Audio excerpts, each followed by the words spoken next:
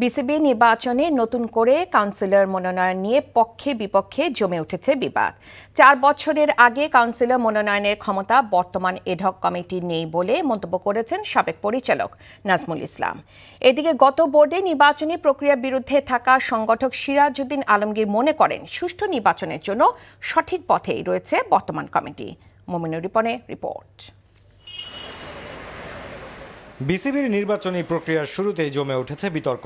নতুন করে কাউন্সিলর মনোনয়ন নিয়ে বর্তমান কমিটির উপর ক্ষুব্ধ প্রতিক্রিয়া ব্যক্ত করেছেন গত বোর্ডের পরিচালক নাজমুল ইসলাম। গঠনতন্ত্র না মেনে নিজেদের সুবিধা মতো কাজ করছে বর্তমান কমিটি, এমনটাই দাবি তার।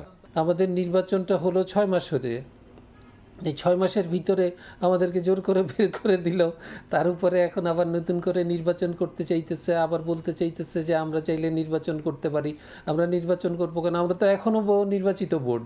যেই নির্বাচনটা 6 মাস আগে হয়ে গেছে, যেই নির্বাচনের স্টেক হোল্ডার এনএসসির সেক্রেটারি, নির্বাচন হয়ে গেছে, নির্বাচনের বৈধতা নিয়েও কেউ চ্যালেঞ্জ করেনি, কেউ নির্বাচন কমিশনে চ্যালেঞ্জ করেনি, কেউ আদালতে চ্যালেঞ্জ করেনি। 6 মাস পরে আপনি হঠাৎ করে বলবেন যে এই নির্বাচনটা অবৈধ ছিল, এই নির্বাচনের কোনো বৈধতা নাই, এই নির্বাচনে এত অনিয়ম ছিল। এ তো গায়ের জোর। আপনি তো বললেই হয়ে গেল, যেহেতু আপনি সরকারে আছেন, আপনার হাতে ক্ষমতা আছে, আপনি যা খুশি তাই করতে পারেন, আপনি করে ফেলছেন। তবে নাজমুলের বিপরীতমুখী অবস্থানে আরেক সাবেক পরিচালক সিরাজউদ্দিন আলমগীর। নির্বাচন সুষ্ঠু ও নিরপেক্ষ করতে গঠনতন্ত্র মেনে যে কোনো সিদ্ধান্ত নেওয়ার ক্ষমতা বর্তমান কমিটির আছে বলে মনে করেন তিনি। এই এডহক কমিটির নির্বাচন পরিচালনার ক্ষেত্রে তাদের কোনো হাত বা ইখতিয়ার নেই।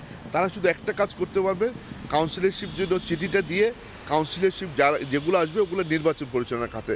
নির্বাচন স্বচ্ছ হবে কি হবে না এটা কিন্তু ক্রিকেট বোর্ডের এডহক কমিটির হাতে না। এটা হচ্ছে যারা নির্বাচন পরিচালনা কমিটিতে থাকবে, যারা নির্বাচন কমিশনার থাকবেন, এটা তাদের হাতে থাকবে।